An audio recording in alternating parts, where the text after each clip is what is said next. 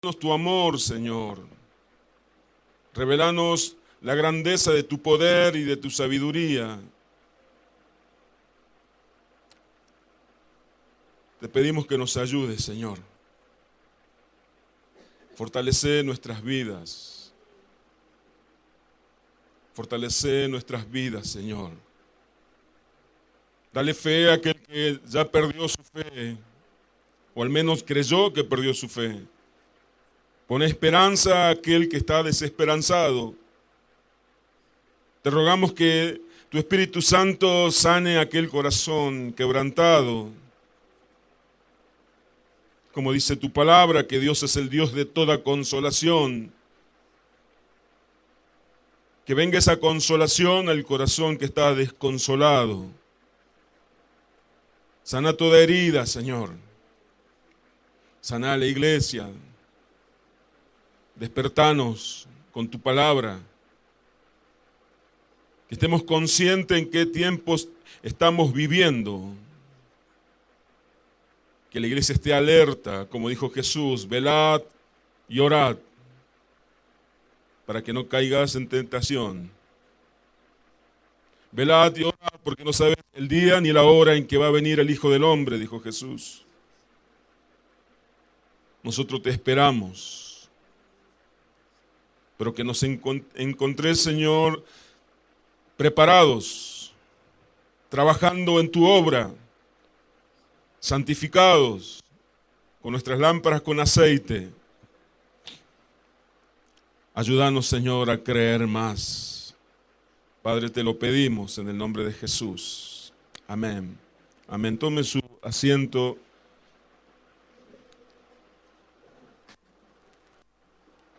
Dios es bueno. Dios es siempre misericordioso con su iglesia, con su pueblo. Hoy vamos a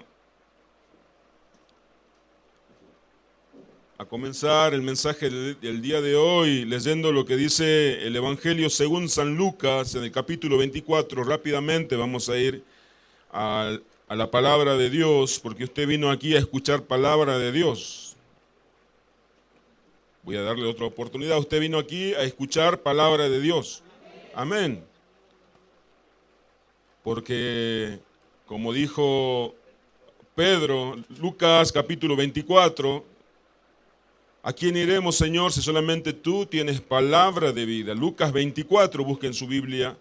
Lucas capítulo 24, en el versículo 13 al 35 vamos a leer para dar inicio a este mensaje, que después le voy a dar el título del mensaje. Lucas 24, digo bien, capítulo 24, desde el versículo 13 al 35. Lucas capítulo 24, versículo 13, es una historia que relata de dos personas que iban camino a Emaús, una aldea, que se encuentran con Jesús.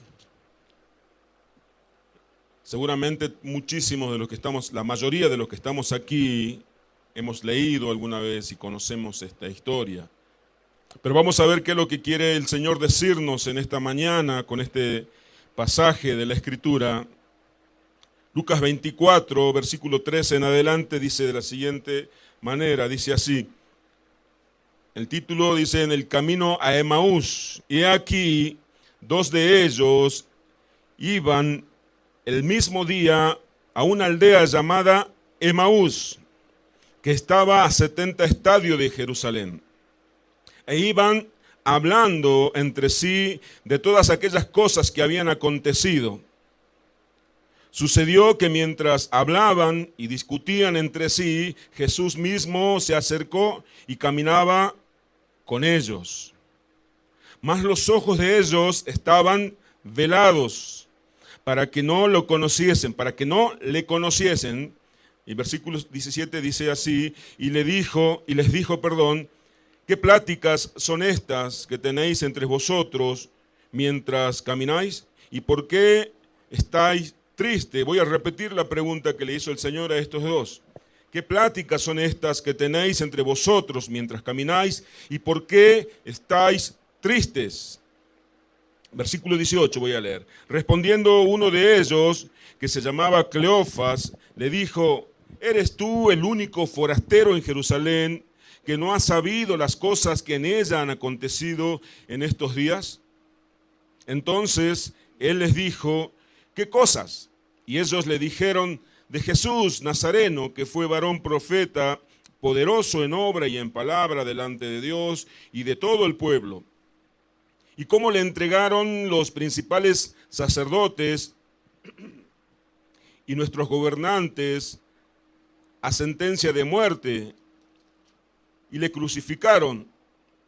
Pero nosotros, versículo 21, ahí está la clave también del mensaje, dice: pero nosotros esperábamos que Él era el que había de redimir a Israel. Y ahora, además de todo esto, hoy es ya el tercer día que esto ha acontecido.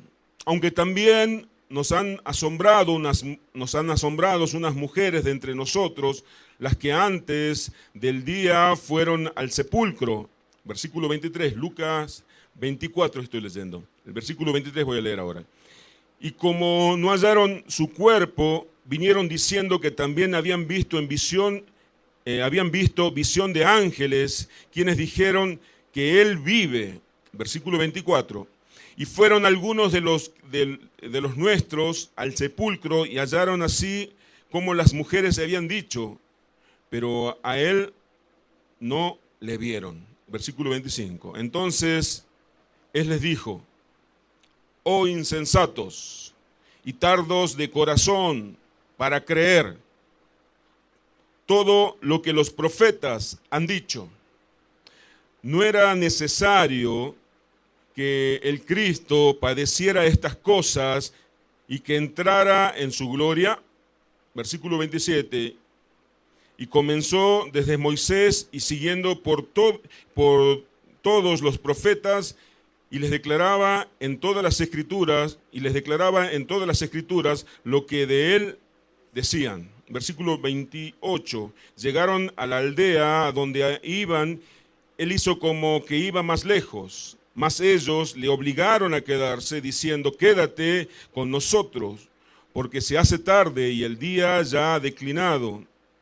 Entró pues a quedarse con ellos, y aconteció que estaba sentado con ellos a la mesa, tomó el pan y lo bendijo, lo partió y les dio. Entonces les fueron abiertos los ojos y le reconocieron, mas él se desapareció de su vista. El versículo 32 voy a leer a continuación. Y se decían el uno al otro: ¿no ardía nuestro corazón en nosotros mientras nos hablaba en el camino y cuando nos abría las escrituras? Y levantándose en la misma hora, volvieron a Jerusalén y hallaron a los 11 reunidos y a los que estaban con ellos, que decían: ha resucitado el Señor verdaderamente y ha aparecido a Simón. Entonces ellos contaban las cosas que les habían acontecido en el camino y cómo le habían reconocido al partir el pan. ¿Cuántos conocían de este pasaje de la Escritura? ¿Alguna vez escucharon? Levante su mano, no tengan temor. Los que no leyeron, no tengan temor. Bien.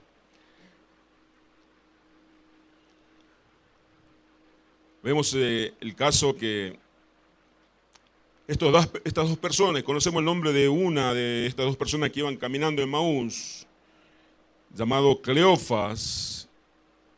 Vemos que hay muchas cosas y quiero ser ordenado para comenzar a darles esta exposición del pasaje que acabamos de leer.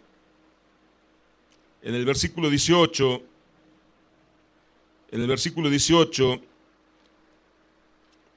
ellos le dijeron a Jesús, como reclamándole: ¿eres tú el único forastero en Jerusalén que no has sabido las cosas que en ella han acontecido en estos días? Ellos le reclamaron a Jesús cuando Jesús les preguntó: ¿por qué conversan de esa forma? ¿Por qué están tristes?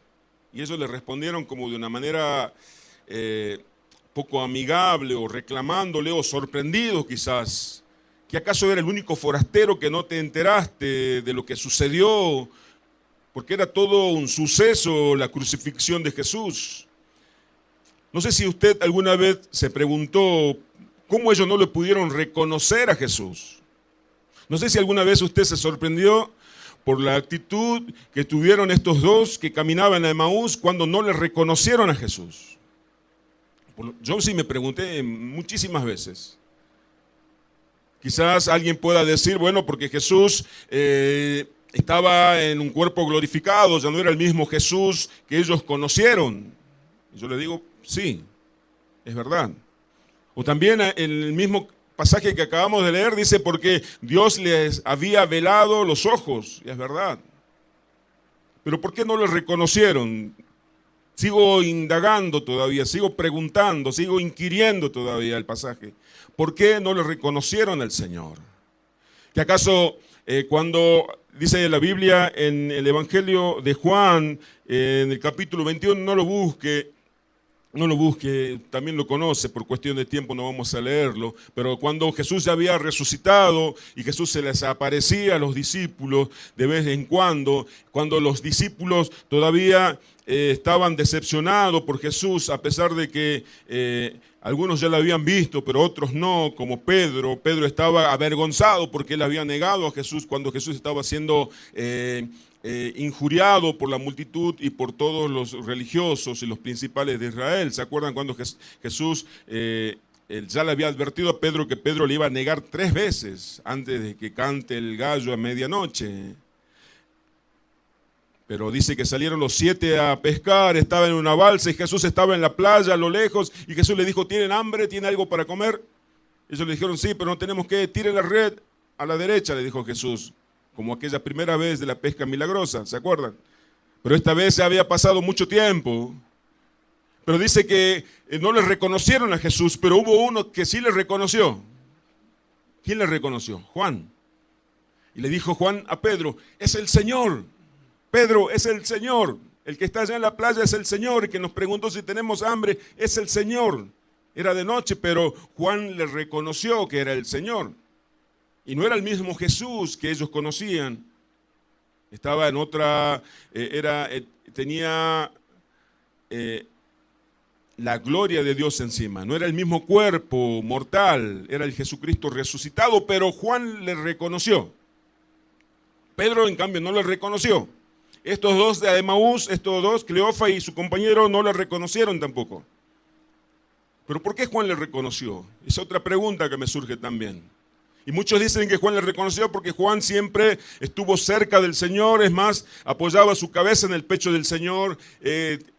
Muchos dicen que Juan le reconoció porque Juan siempre tuvo una relación íntima con el Señor, estaba muy cerca del Señor.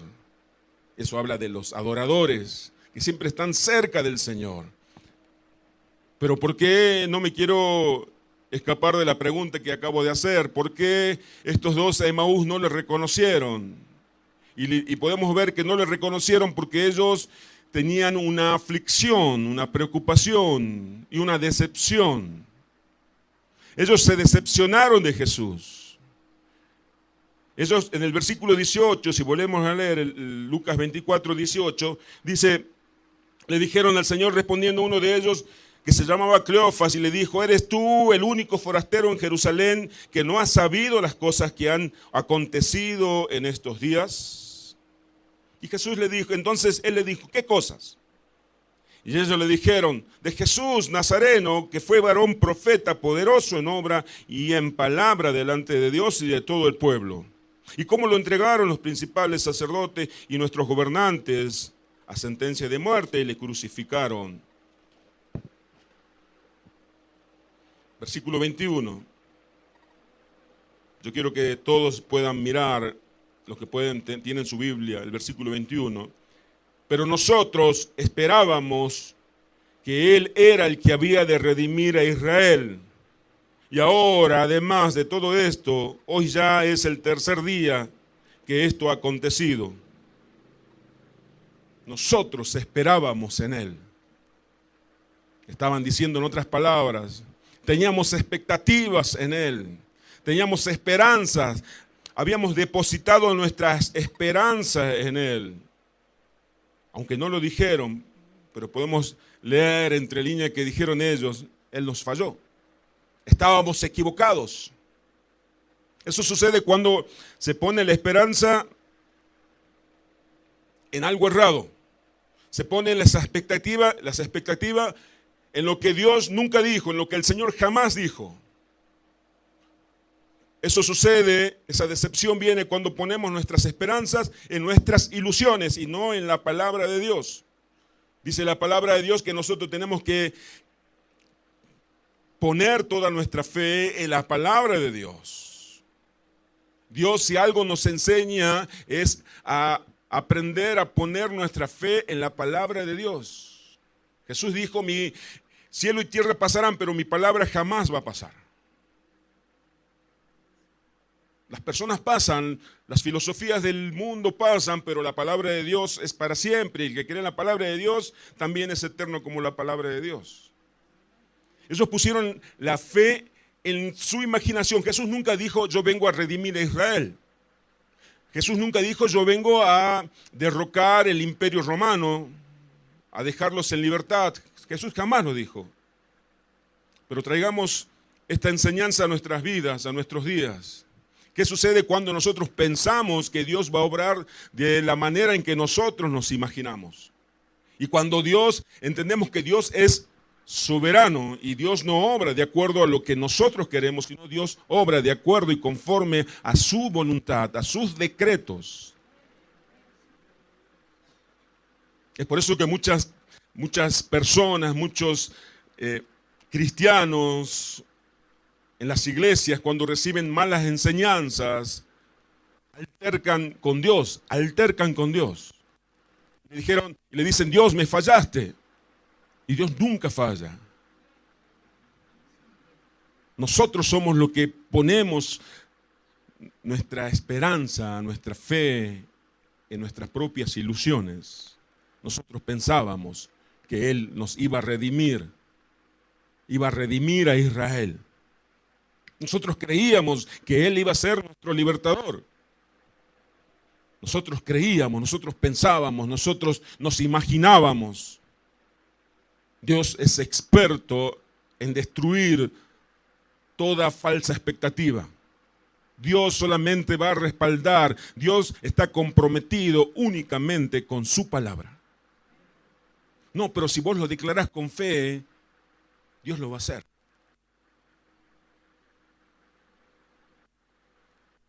El propósito de Dios se cumplirá. Dice el proverbio, muchos planes genera la mente humana. Muchos planes genera el corazón del hombre, pero el propósito del Señor prevalecerá. Ellos pensaron, se imaginaron y luego se decepcionaron. Ellos se decepcionaron. ¿Cómo que no sabes lo que pasó? Debe ser el único forastero que no sabe, que no está enterado de lo que sucedió. Era todo un suceso en Israel, la crucifixión, la muerte de Jesucristo. Pero ellos, ¿por qué no le reconocieron? Me sigo preguntando. Ellos, ¿por qué no le vieron? Ya vimos que porque se decepcionaron. Ellos no le vieron al Señor porque cuando nosotros miramos nuestro propio dolor, perdemos de vista al Señor. Cuando nosotros miramos nuestro propio dolor, nuestra propia aflicción, dejamos de verlo a Él. El Señor caminaba con ellos, les hablaba, pero ellos no le reconocieron porque ellos estaban mirando su dolor, su decepción. Eso nos sucede a nosotros. Eso nos sucede a nosotros. No nos vamos tan lejos. Eso me sucede a mí. Cuando yo estoy mirando mi aflicción, mi necesidad, y Dios me está hablando por medio de su palabra. A veces viene algún hermano y nos habla, pero no le oímos. El Señor, Él dijo que Él prometió para los que forman parte de su iglesia: yo estaré con ustedes todos los días y hasta el fin de este mundo, hasta el fin de este tiempo. Pero a veces no le vemos porque miramos nuestro propio dolor, porque ponemos nuestras expectativas en nuestras ilusiones, ponemos nuestras expectativas en nuestros dolores. Alguien dijo: si me miro a mí mismo, me deprimo. Si miro a los demás, me decepciono. Si miro las circunstancias, me desaliento, dijo alguien. Pero, si miro a Cristo, estoy completo. La iglesia ha sido llamada a poner su mirada en Cristo. Ya lo dice Hebreos 12, que nos cansamos de repetir: puesto los ojos en Jesús, el autor y el consumador de la fe. Puesto los ojos en Jesús, corramos esta carrera con paciencia. Despojémonos del pecado que nos asedia, porque tenemos una carrera por correr, tenemos un galardón. La Biblia nos enseña, pero dejamos de verlo al Señor porque miramos nuestro dolor. Y el Señor iba con ellos. Ellos no les reconocieron. Lo mismo sucedió cuando Jesucristo llegó a los judíos. Dice que Él vino a los suyos y los suyos no le recibieron. El Salvador del mundo vino a la nación hebrea y la nación hebrea no le reconoció. Porque ellos tenían una expectativa errada, pensaban que el Mesías iba a venir con toda la gloria, con todas las riquezas, iba a ser un Mesías ostentoso, con todos los brillos, y vino a nacer en un pesebre. Y el Mesías estaba con ellos y ellos no le conocieron.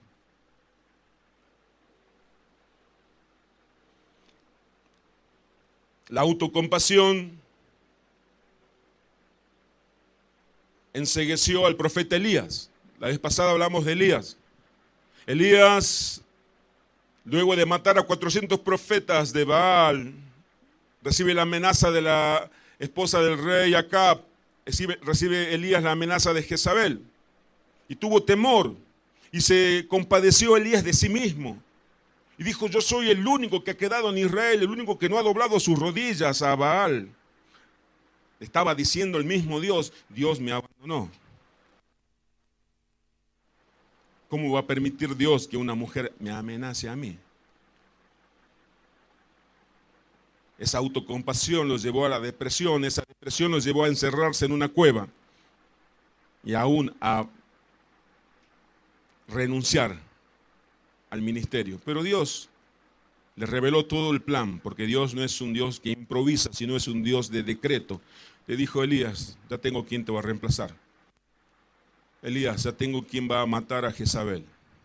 Elías, no sos el único, hay 7,000 que me reservé para mí, que no doblaron sus rodillas a Baal. Tengo 7,000 fieles a mí, no sos el único, Elías. La autocompasión no es de Dios. La autocompasión fue la que encegueció también a Habacuc. Habacuc se quejaba de Dios. Habacuc puso en duda la sabiduría de Dios. ¿Cómo puede ser que un Dios santo use un pueblo pagano para castigarnos a nosotros, si nosotros somos el pueblo santo de Dios? Y Dios le dijo: no voy a castigar solamente a los israelitas, a mi pueblo, sino voy a castigarle también a los verdugos, a los caldeos, a todo el pueblo, a todo el pueblo babilónico voy a castigarlos también. Y Dios le reveló, le manifestó lo que iba a ser ese juicio final. Y Habacuc dijo: de sus manos salían como rayos, salían poder. Habacuc se sorprendió en la sabiduría de Dios y veía cómo Dios ejecutaba su juicio sobre toda la tierra.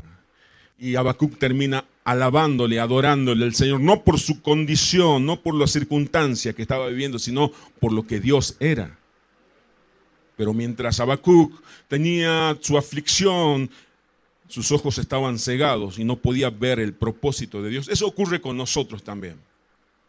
¿Por qué me pasa esto a mí? Si no soy tan malo después de todo. Y es cuando Dios está haciendo algo en nosotros.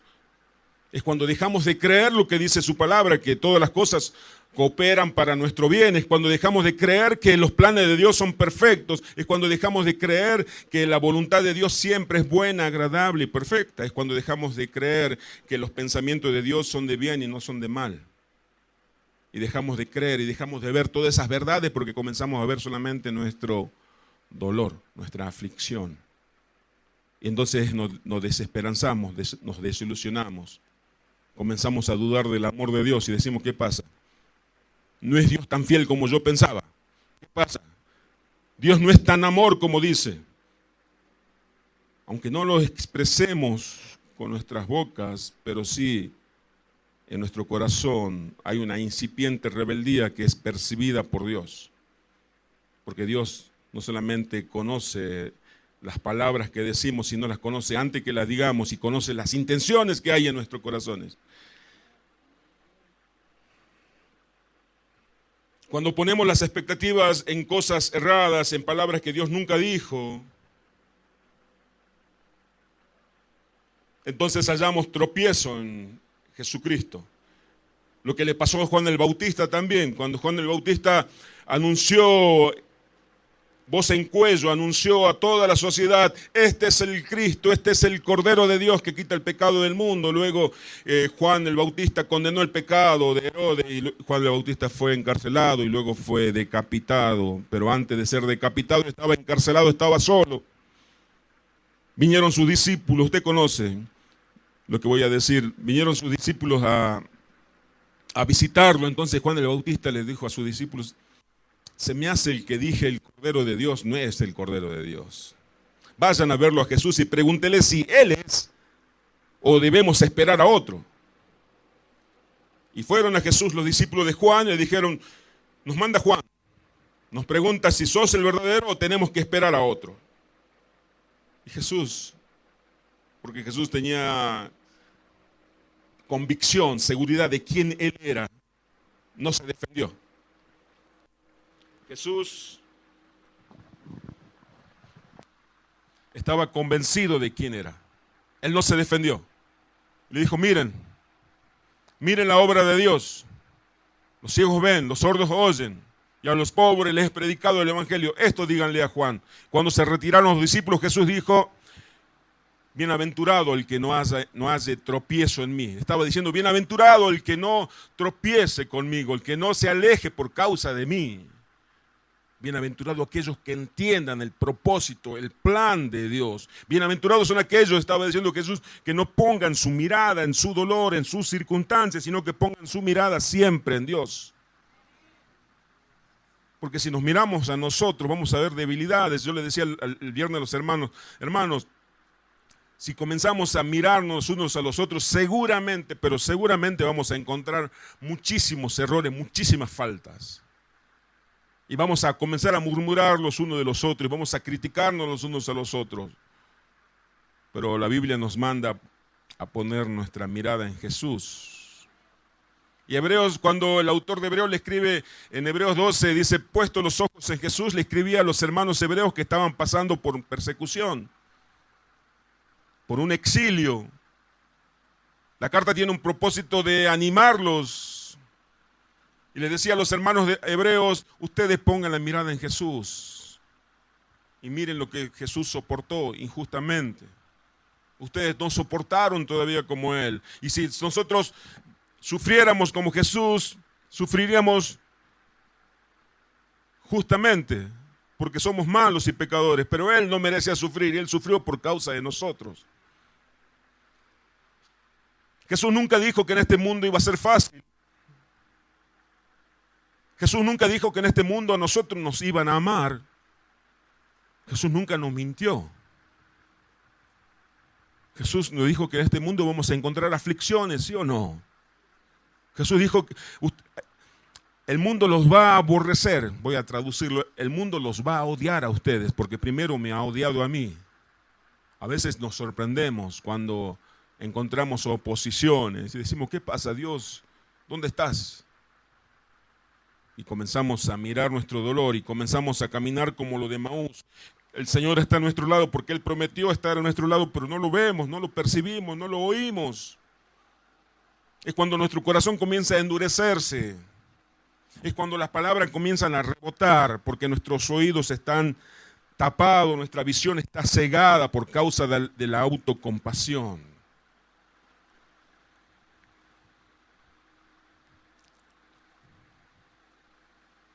Versículo 24, fíjese Lucas 24 y 25.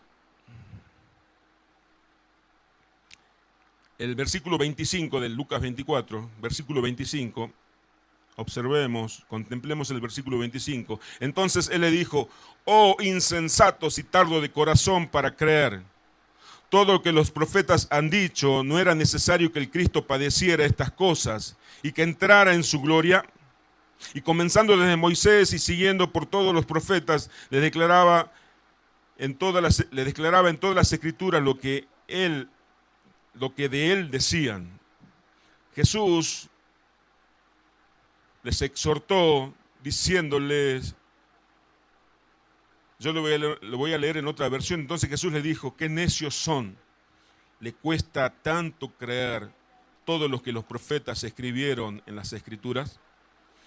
Cuando la autocompasión no solamente no nos permite ver al Señor, sino que la autocompasión sepulta nuestra fe. Ese es el título del mensaje. Cuando nuestra autocompasión sepulta nuestra fe. La autocompasión de ellos, de estos dos, provocó que ya no creyeran. Y Jesús le dice: qué tontos que son, qué necios que son, les cuesta tanto creer en toda la palabra, en todo lo que yo les enseñé, en todo lo que habla la ley de Moisés con respecto al Mesías. Es que ya no creen. Ya no se puede creer porque esa fe está sepultada por la autocompasión. Es lo que le pasó al salmista Asaf. Cuando comenzó a mirar su dolor y comenzó a mirar lo que le rodeaban, comenzó a mirar al impío y comenzó a sentir envidia de aquel impío. Y comenzó a cuestionarle a Dios por qué. Pero luego Asaf dice: me convertí en una bestia, en Salmo 73. Me convertí en una bestia. Perdió el razonamiento. La autocompasión no solamente provoca una depresión en nosotros, sino también provoca y produce una falta de fe y una falta de razonamiento. Versículo 28 de Lucas 24.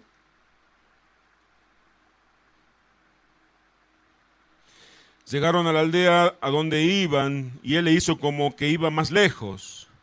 Mas ellos, el 29 dice, mas ellos le obligaron a quedarse diciendo: quédate con nosotros porque se hace tarde y el día ya ha declinado. Entró pues a quedarse con ellos. El versículo 30 dice así: y aconteció que estando sentados con ellos a la mesa, tomó el pan y lo bendijo y lo partió y les dio. Entonces le fueron abiertos los ojos y le reconocieron, mas él se desapareció de su vista. Y se decían el uno al otro: ¿no ardía nuestro corazón en nosotros mientras nos hablaba en el camino y cuando nos abría las Escrituras? Qué triste que es cuando no se le puede reconocer al Señor, cuando no nos percatamos de que era el Señor, cuando no nos dimos cuenta de que era el Señor. No sé si a usted le pasó alguna vez que no se dio cuenta que era el Señor. Yo me di cuenta, y yo siempre me doy cuenta generalmente cuando ya pasa.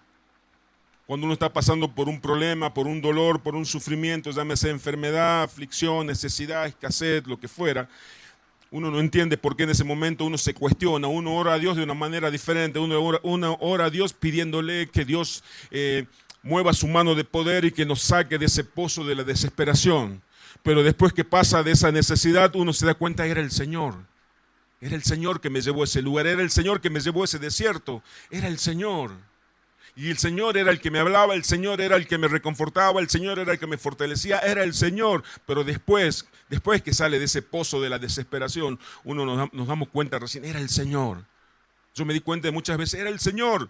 Era el propósito de Dios que me haya sucedido tal cosa. Era el propósito del Señor, porque Él nunca me abandonó. Él siempre me protegió, era el Señor. Pero en ese momento, ¿cómo en vez de quejarme y de pedirle de una forma tan obstinada al Señor, líbrame de esta situación, ¿por qué no le alabé al Señor?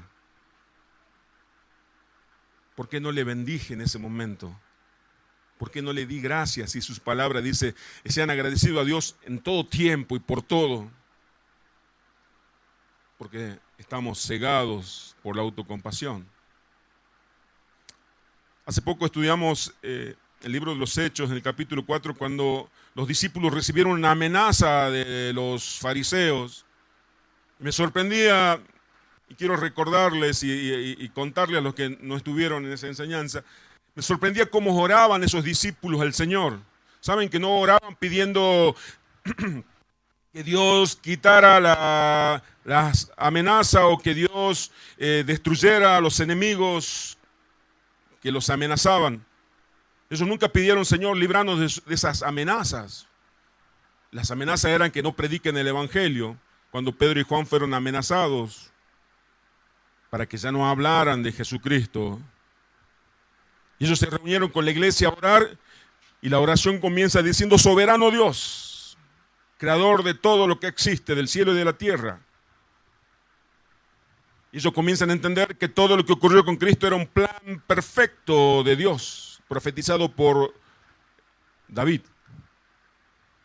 Y cuando llegan al momento de la petición, ahí viene lo sorprendente. Ellos les piden al Señor, Señor, danos denuedo para seguir predicando el Evangelio. Danos valentía, danos valor para predicar el Evangelio. Yo dije, wow, qué diferente a la oración de cualquier cristiano de este tiempo, que apenas tiene una aflicción, dice, Señor, líbrame de esta aflicción. No entendemos que esa aflicción tiene un propósito de transformar, de fortalecernos.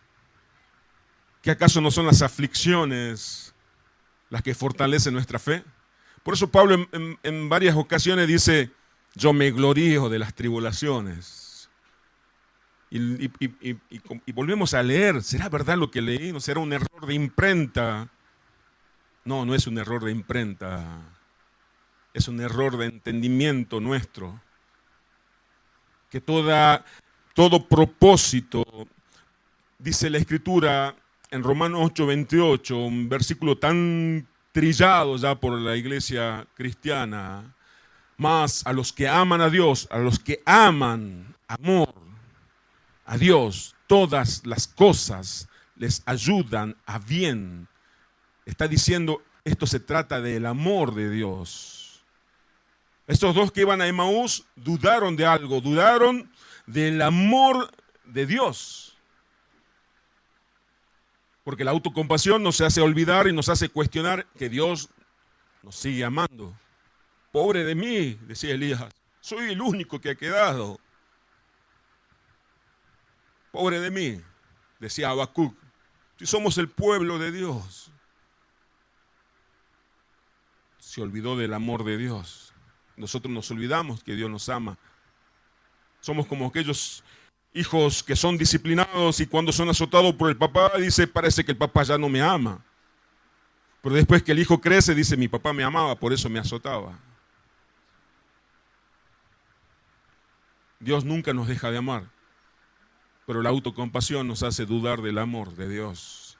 Nos hace dudar del plan perfecto de Dios. Nunca olvidemos lo que dice Romanos 12:2, que si renovamos nuestra mente, si no somos igual a este mundo y pensamos como hijos de Dios, dicen que vamos a poder conocer y entender la voluntad de Dios, que es buena, es agradable y es perfecta. Nunca deja de perder esas tres virtudes la voluntad de Dios. Nunca deja de ser buena. Nunca deja de ser agradable y nunca deja de ser perfecta. Como dice Hebreos 12 al final, porque las aflicciones, la disciplina de Dios, si bien no es motivo de gozo, sino de sufrimiento, pero al final da un fruto de paz y justicia. Por eso no tenemos que poner nuestra mirada en el hoy, sino en el mañana. Hebreos 12 dice así, que Cristo no puso su mirada en el dolor, sino en el fruto que iba a producir ese dolor. Cristo cuando estaba clavado en la cruz, no puso su mirada cómo le dolían las manos, los pies, su cabeza, todo su cuerpo, todo su ser, sino puso lo que iba a producir ese dolor, el fruto. ¿Y sabe cuál es el fruto? Nosotros, la iglesia. Pongamos los ojos en Jesús. La autocompasión nos hace que tengamos una mirada corta. Mi entorno, cómo sufro, cómo sufren los que me rodean. Miremos más allá. Pongamos nuestras miradas en las cosas de arriba, dice Colosenses 3:9, porque allí está Cristo sentado a la diestra de Dios. Y Cristo está en Dios, escondido en Dios, y nosotros estamos escondidos en Cristo, la unidad perfecta. Porque ustedes no pertenecen a este mundo, dice Colosenses 3:9 en adelante. Nosotros ya no pertenecemos a este mundo. Y eso nos va a enseñar Dios. Si alguien está luchando en este tiempo con eso, si alguien está dudando del amor de Dios, estoy hablándole a la iglesia, a los hijos de Dios. Porque el mundo esto no va a entender. Estoy hablándole a los que nacieron de nuevo. Si alguien está dudando de la voluntad de Dios o que a Dios se le escapó esto de las manos, si alguien está dudando de que Dios ya no lo ama, está equivocado. Les recomiendo que lea el libro de Oseas en el capítulo 2 en adelante. Va a ver cómo Dios hace cuando su amada se va.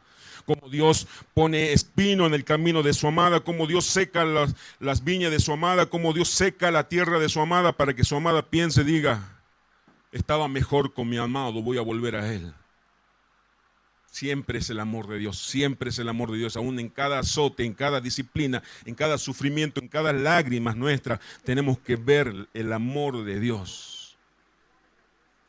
Los de Emaús dudaron porque tuvieron falsas expectativas. Es por eso que el Evangelio de la Prosperidad es tan dañino a la iglesia, porque promete cosas que Dios nunca jamás prometió.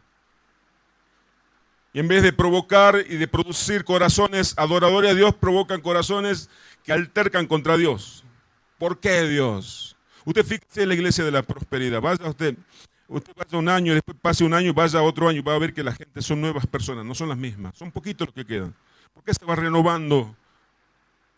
Porque la gente va con mucha ilusión y el pastor le dice, y Dios te va a hacer rico. Y la gente, sí, amén, siembra. Y después dice, ¿para qué di tanto? Me siento estafado, me voy. Y llegan nuevas personas. Y llega nuevo y así se va renovando. Porque ellos provocan gente, no disipulan, sino aquellos que buscan panes y peces. Queremos que nos den lo que necesitamos, le decían a Jesús. Ustedes tienen que seguirme, le dijo Jesús. Coman mi carne y beban mi sangre. Se vació la iglesia de Jesús. Quedaron los 12. ¿Ustedes se quieren ir? Y Pedro le dijo, ¿a quién iremos? Señor, solamente tú tienes palabra de vida. Nosotros buscamos palabra de Dios, palabra de vida. Es por eso que ustedes están. Es por eso que ustedes permanecen. Yo a veces me pregunto, los hermanos vienen, no somos muchos, pero vienen, no se van. Yo digo, los hermanos deben ser masoquistas, pienso, como humanos, porque a veces es palabra dura, pero ellos vienen y siguen. Y a veces deben venir con un problema y dice, santificate la palabra y te exhorta y vienen, porque sí, necesito eso, dice.